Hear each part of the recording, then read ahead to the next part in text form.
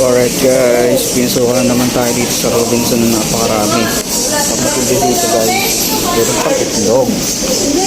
Dalawang tray. Sa lahat nang umu-order sa GrabMart, huwag naman na kayong umorder ng itlog dahil napaka-sensitive ng itlog, lalo na kung long distance kayo. Ay, mas mabigat ito. Kaya natin to. Let's go. Tignan natin. Guys. Process na tayo guys. Hindi na tayo pwede mag-cancel guys. Wala siyang backup rider. Nasa halagang 8,000 to guys. Ang hard na naman ni Grab.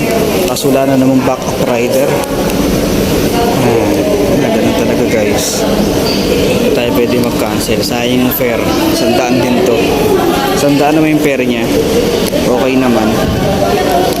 Wala lang ang problema. Ito lagi pinoproblema ko. Ito mahaba.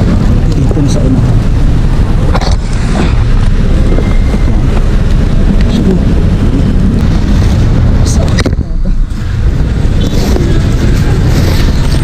Yun. Wow. Alright, solved na guys. Puro na naman guys.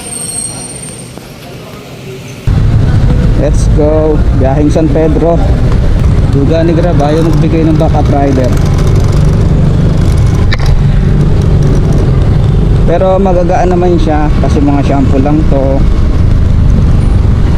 Ang pinoproblema ko lang dito yung low. Tsaka siguro hindi na siya nagbigay ng backup rider kasi malayo. Kasi San Pedro to eh. Kaya nabayanan ko San Pedro. Malayo.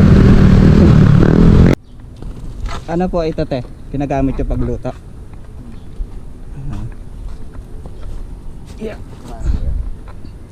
Meron some box tsaka egg.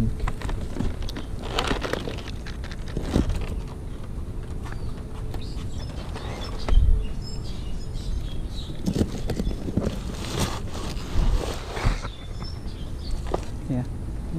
Okay na po. Okay na. Thank you. Hindi naman siya gaanong kabigatan, so medyo naparami lang yung pagano sa karton, kaya ganun siya karami. Kaya pansin nyo, wala kasi siyang ano guys, backup rider. Walang binigay si Grab na backup rider. Hindi naka-blurred yung ano eh, hindi natin mapindot. At hindi ko alam kung anong dahilan ni Grab. Tsaka ano, mabigat, magaan lang naman yung ano natin, delivery.